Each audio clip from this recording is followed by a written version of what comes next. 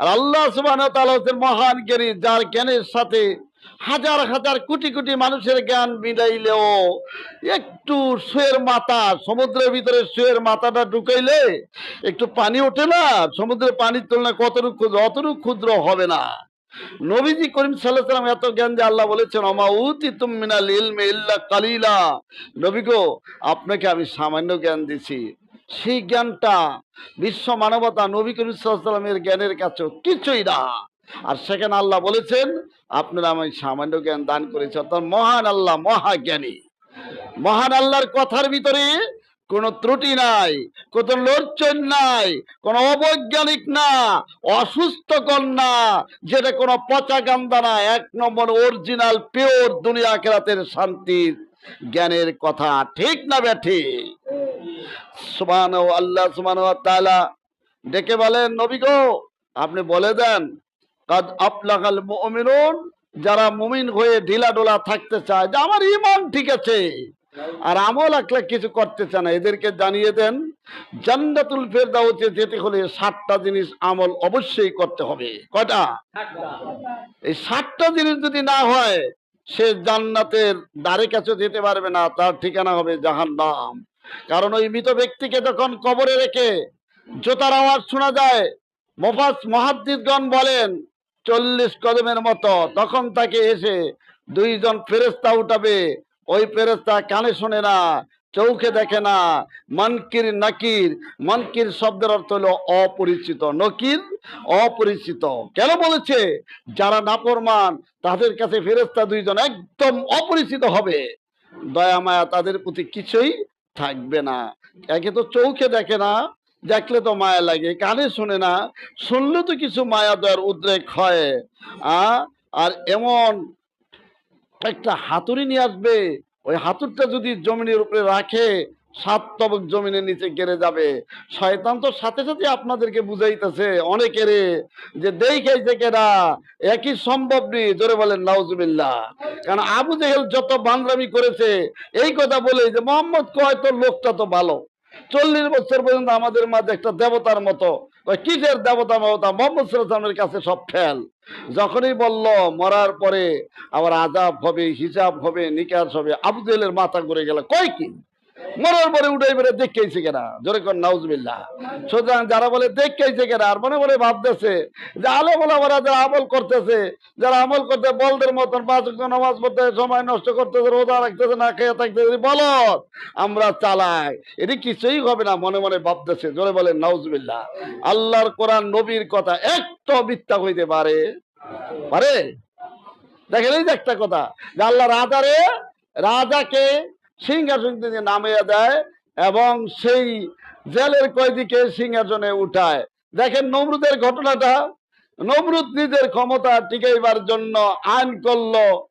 যখন সে জানতে পারলো, দেখলো যে যারা নাকি পুত্র সন্তান আসবে তার গদিদার শেষ করে দিবে, এই জন্য সন্তান থেকে বিরত রাখার জন্য ইব্রাহিম আলাইহিস সালামের বাবা মাকে, এমনকি প্রত্যেকের বাবা মাকে দূরে রেখেছিল। রাখতে পেরেছে? পারছেনি? ইব্রাহিম নবী আইছে, ফিরে রাখতে পারে নাই। অনেক ইব্রাহিম নবী আগুনে দিয়াতে শেষ ম্যাচ জোতার বাড়ি খেয়া মরছে। ঠিক না বেটি? আর ওই ফেরাউন দ্বারা 450 বছর হায়াত পেয়েছে, সহ্য লয় নাই। মুসা নবীর জ্বালাইতে জ্বালাইতে জ্বালাইতে মুসা নবীর বুঝতে পারে নাই আল্লাহ বান্দার শক্তি যেখানে শেষ কুলায় না। আমরা কই করলো কি রে? তখন আমরা গেলে মুসা সৈনিকেরা কি করলো, ফেরাউনের বেটা সৈনিকেরা কি করলো, বড় এত বেতন বুতন খেয়ে কি করলো না। আল্লাহ তখন ধরে তখন বেবুলা বানিয়ে দেয়, বুঝেন না? বেবুলা বানিয়ে দেন। ওই যে ইব্রাহিম নবীর বাবা মা এক জায়গায় হয়েছে, সন্তান হয়েছে, যত কর্মচারী পুলিশ দারোগা লাগাইছে কেউ ফিরে রাখতে পারে নাই। আরে ফেরাউনরা যত কিছু করছে, নীল দরিয়ার ভিতরে মুসা নবীর লোককে যে মারিয়া মুরিয়া তস করে ওই ওদের উঠছে। মুসা নবী বুঝতে পারে না যে আমরা ফেরাউনরা কিছু করতে পারবো। আল্লাহ বলে যেখানে বান্দার ক্ষমতা শেষ, আমি ওর একটু ডিল দিয়া শেষমেশ দেয়া ধরি। ইন্না বাদশা রব্বিকাল শাদীদ, আল্লাহর মার দুনিয়ার বাইরে। আপনারা যারা নামাজ ছাড়িয়ে দেখলে হয়েছে কি, ও বেটার খেত জিরা দেয়, বেটা আমার খেত জিরা দেয়, আমি নামাজ হয়েছে কি, ওই নিচে গান্ধরা বলে হয়েছে কি, আমি নিচে গান্ধে হয়েছে কি, এর লিগে আমার 8 বাজার বন্ধ নি, বলাবান বন্ধ রয়েছে নি, সবই তো চলতে ফিরতে আছে। কিন্তু দুনিয়াতে হয়তো সামান্য একটু ধরবে, আর আখিরাতে ধরা পেলে আর কোনো রেহাই নাই। তখন ওই যে ফেরেশতারা জিজ্ঞেস করবে অপরিচিত মনকিল নকিরের বেটে, মান রব্বুকা ওমা দীনুকা ওমান নবীকা, তোমার রবকে, তোমার দিন কি, তোমার নবীকে। এ বেটা কি করবে জানেন? বেটা তো জীবনে হইলো নামাজ রোজার ধারে কাছেও যায় নাই। শুনলে মনে হয় কানে তুলা দিয়ে বইয়া দেয়, বললে লাভ কি, আমল করতেন না, শয়তান এইটা একটা শয়তানের স্লোগান। কিছু আমল আগে বোঝে ঠোজে কিছু ফেরেশতারা যখন জিজ্ঞেসে ও না বর্মা ইমানদারে সব উত্তর দিয়ে দিবে। সুবহানাল্লাহ। উত্তর দেওয়ার সাথে সাথে ফেরেশতারা বলবে ওই যে দেখো তোমার জান্নাত, আর ওই যে দেখো জাহান্নাম, ওই জাহান্নামদারে তোমারে দিত, তুমি যখন ঈমান এনেছো, আমল করেছো, আল্লাহ সুবহানাহু ওয়া তাআলা তোমারে জাহান্নাম না দিয়া জান্নাত ঠিকানা দিয়া দিছে। বান্দা তো খুশি, জান্নাতের যে এত নিয়ামত। আল্লাহ বলছে হাদিসে এসেছে যে বান্দা যা কল্পনাও করতে পারবে, এত নিয়ামত কল্পনা করতে পারবে না, কানেও কোনোদিন শোনে নাই, চোখও কোনোদিন দেখে নাই। লোকটা তো শুকুর বেজতে বেজতে অস্থির, আরে আমি তো সেই সময় করছি যে কি করতেছি, রোজা রাহি দেখি না, ন্যাক কাজ করতেছি দেখি না, আর আল্লাহ তাআলা আমারে ওই যে জাহান্নামটা আমার আসল, আল্লাহ জাহান্নামের আগুন দুনিয়ার আগুনের চেয়ে 70 গুণ বেশি তাপ। কয় গুণ? আরে মনে মনে খেয়াল করবেন আর মনে বুঝাইবেন, আরে বেটা এখনো সোজা হস না, জাহান্নামের আগুনে জ্বলতে পারবি, দুনিয়ার দায়ী পারস না। এই যে একটু ভাদ্র মাইয়া গরম, সেই অস্থির ছাতি আনবে, এইটা আনবে সেওয়ায় বয়রে কি। আর সেদিন হবে মাথার 3 ইঞ্চি উপরে সূর্য, মাথার খুলিটা টাস করে ফেটে রক্ত মগজ গুলো নাক মুখ দিয়ে গড়িয়ে গড়িয়ে পড়তে থাকবে। তো সেই মুহূর্তটা কেমন একটা কঠিন মুহূর্ত হবে। সুতরাং ইমানদার বান্দা বলবে আল্লাহ সুবহানাহু তার কবরটা এত পাস করবেন, বার যত চাপাইয়া দিয়া থাকেন না কেন, তাফসীরের ভিতরে লিখেছে তার কবরটা হবে আপনার চোখের নজর যত দূর যায় অত দূর পাস হয়ে যাবে। আল্লাহ বলবে কাদ সাদ্দাকা আবদি, আমার বান্দা সত্য বলেছে, ফাফরিসুহু মিনাল জান্নাহ, তার এইটারে ওই গোরস্থানের মাটির কবর রাখিস না, এইটারে জান্নাতের ফরজ বিছিয়ে দে। সুবহানাল্লাহ কইলেন না? একটা নবীর হাদিস, সহি হাদিসগুলো আর মানুষেরা যেগুলি জাল বানিয়ে লইছে সেগুলি বাদ দেন। সহি বুখারী, সহি মুসলিম, ৭৬ যে হাদিসগুলো, যে আমার কাছে দেখছেন সহি বুখারী জিলদে আউয়াল, আর এক খন্ড আছে জিলদে সানি, এরকম মনে করেন ৭৬ 6খানা কিতাবের এরকম 12খানা কিতাব আছে। তো কিছুই পড়তে পারি না, চেষ্টা করি। আমার মনে হয় বয়স 15-16 থেকে আরম্ভ হয়েছে বর, আর মনে হয় দোকানের আড্ডা পাড্ডা ইত্যাদি বুঝি নাই, ওই চেষ্টাই করি একটু হালাল রুজি করে খাওয়া, যে আল্লাহ তাআলা ফরজ করে দিয়েছে, হালাল রুজি করে খাওয়া ফরজ। ওই যে তুমি কি করতেছ, এই মোবাইল কি করো, ওয়াজ উঠাস না কিছু করো, দেখি তুই আর এক মিশাই রয়েছে। তবে আপনারা যখন আল্লাহ বুঝ দিয়ে দিবে তখন আপনি দেখবেন যে আপনাদের সময় নষ্ট করার সময় নাই। একদিকে দুনিয়ার হালাল রুজি, আর একদিকে আখিরাতের জিন্দেগির আমল, এই দুইটাই দুনিয়া তোর করিয়া যাইতে হইবে। এমন না বলে দুনিয়ার দহন করিয়া যান, আখিরাতের আবার সময় দিব আর সময় হবে এই দি এতটুকু সময় আল্লাহ দেখবে যে কোন বান্দা আমার কোরআন নবীর সুন্নাহ মোতাবেক চলে, আমি তাকে এই অল্প সময়ে 60 বছর বা 35 বছর যতটুকু পাবে, যদি ইমান আমার ঠিক থাকে, আমি তার ঠিকানা করে দিব জান্নাত। সুতরাং জান্নাত তার ঠিকানা হয়ে যাবে, কবরটা আপনার জান্নাতের ফরজ পিছিয়ে দিবে। আর যে নাফরমান, সে নাফরমান ব্যক্তি বলবে, জিজ্ঞেস করবে মান রব্বুকা ওমা দীনুকা ওমান নবিয়ুকা, তখন হে কি বক্তব্য জানেন, হা হা লা আদ্রি লা আদ্রি লা আদ্রি, আমি কিছুই জানি না, আহারে আমি কিছুই জানি না, আহার আমি কিছুই জানি না। তখন ফেরেশতারা বলবে, এরা কিন্তু অপরিচিত। আরেকটা শুনে নেন, হাদিস শরীফের ভিতরে এসেছে, এই যে হাদিসের হাসিয়ার ভিতরে এসেছে যে ইমানদারদের জন্য ফেরেশতারা হবে মুবাশশির ও বাশির, অর্থাৎ সুসংবাদদাতা, হাসি খুশি সুন্দর ব্যবহার করবে ইমানদারের সাথে, করবে না কা সরকারের প্রশাসনের লোকেরা যদি সরকারের পক্ষের লোকটারে আরাম আয়ের সম্মান শ্রদ্ধা দেখাইতে পারে।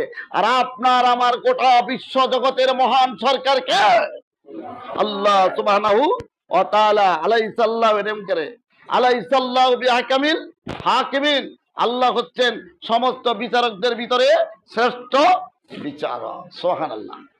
সুতরাং ওই আল্লাহ সুবহানাহু ওয়া তাআলাকে যে দুনিয়াতে মেনেছে তার হুকুম ফজর থেকে ওইটি আরম্ভ করে দিয়েছে।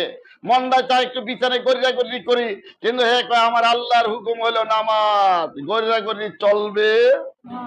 আর মনটা এমন করে বলাই যে আল্লাহ রহমতের সময় মতো এমনকি তার দুধের টাইমে উঠিয়া যায়। সুবহানাল্লাহ। কয় মায়ের রমজান আছে, বেজান না খুশি? ইমানদার বেজান না খুশি? ইমানদার খুশি। বলে হোক, আল্লাহ যতটুকু রাখতে দেয় আলহামদুলিল্লাহ আমি রাখবো। আর আমার আল্লাহ কত দয়ালু, অসুস্থ রুগীর আবার বলছে তুমি যদি নাওই রাখতে পারো পরে রাখবা। তো যারা পরে রাখার চিন্তা আছে হ্যাঁ কয় আধা বেদি রোগ যা থাকে রোজা রাখতে হলে পরে আবার রাখুন কেমনি, কি কর ঠিক না? যারা মনে করেন যে বাকি খেয়ে বসকা মারণের জম হ্যাঁ কয় খাইয়েল হই, হ্যাঁ সে কয়দিন পরে আর এক দোকানে জায়গা, ঠিক না? আর যারা মনে করে যে দেওয়া লাগবো কয় দিয়া দি খাই, বাচ্চা গেলে দিমু কেমনে, ঠিক না ব্যাঠি? সুতরাং আখিরাতের চিন্তা যখন হৃদয়ে ঢুকে যাবে তখন সেই লোকটা আমল মজবুত পাকা হয়ে যাবে।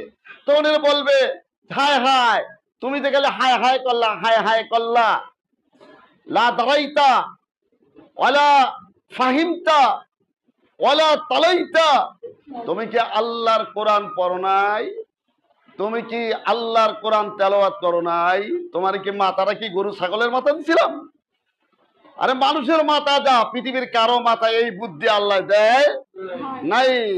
মানুষ বুদ্ধি করলে অনেক কিছু পারে, অনেক কিছু বোঝে। আর মানুষের যত আরাম আয়েসের সুশৃঙ্খল ব্যবস্থা অন্যান্য প্রাণীর জন্য সেটা। আর আপনার আমার মাথা দিছে শয়তানি বদমাশির জন্য না, আল্লাহর কোরআন বোঝার জন্য, নবীর সুন্নাহ বুঝবার জন্য এবং সুন্দরভাবে বুঝে শুনে আমল করার জন্য।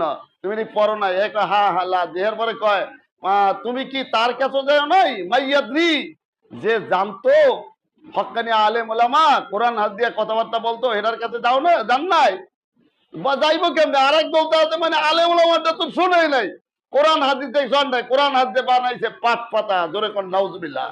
কোরআন হাদিসকে যারা পাট পাতা বলবে ওদের ঈমান থাকবে না, ওদের আমল সব শেষ। জোরে বলেন নাউজুবিল্লাহ। ফেরেশতারা বলবে তুমি কি তার কাছে জানো নাই যে জানে শোনে? সে বলবে মানে ওই হা হা, মানে আর কিছু জানে না। দুনিয়াতে কি হচ্ছে, খাইছে দাইছে, আমল দ্বারে কাছেও যায় না।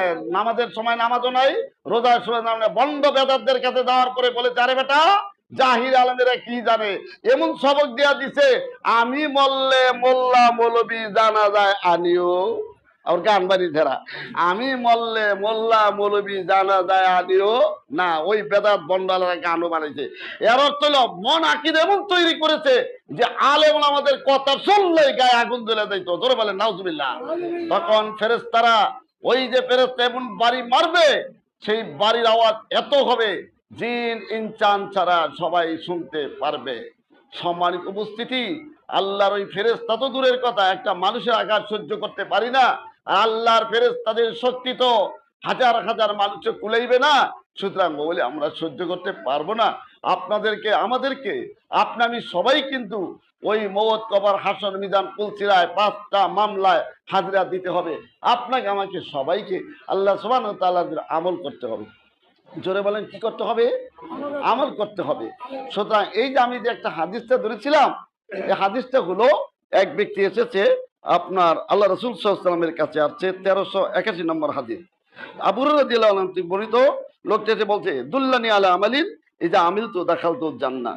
হীরকখণ্ড মনে করবেন যখন সময় পান এই আজেবাজে দোকানে মোকানে আড্ডা উড্ডা না দিয়া একটু সময় পেলাম। আমি তো বেশিরভাগ সময় ওয়াজ মসজিদে না গেলে এসা পর্যন্ত মসজিদেই থাকি, মসজিদে থাকার চেষ্টা করি। কেউ যদি আসে আমি যেন এই কথা আল্লাহর কাছে বলতে পারি যে আল্লাহ আমি তো বলার জন্য রেডি ছিলাম, জাতি যদি না আসে আমার করার কিছুই নাই। মনে করছিলাম যে মসজিদ একটা ভালো জায়গা, আমি অনেক সময় থাকি, এসা পড়িয়া যাই। তা আপনার ঠান্ডা মাথায় যদি আল্লাহর কোরআন নবীর হাদিসটা শোনেন, আপনাদের ভাগ্য দুনিয়া আখিরাতের জন্য খুলে যাবে। বলেন আলহামদুলিল্লাহ। নবীকে এমন আমল বলে দেন, আমল করে দেন জান্নাতে যাইতে পারি। কলা নবীজি বললেন তাবুদুল্লাহ, আল্লাহর ইবাদত করো। এই ইবাদত বুঝছেন সোজা কথা, আল্লাহ যা বলতে এই ব্যাপারে তোমার কোনো টুটা নাই। তুমি আল্লাহর গোলাম, তুমি আল্লাহর দাস। এই ইবাদত শব্দের অর্থ হইলে এইটাই। আল্লাহ যা বলছে সেটা তুমি করো। অলে তুষ্টি কি সাইয়াও, ছেলে চাও, মেয়ে চাও, অর্থ চাও, বৃত্ত চাও, এটা কোনো মা জানে না, এটা কোনো বাবার কাছে না, এটা কোনো পীরের কাছে না, তাই বা কার কাছে?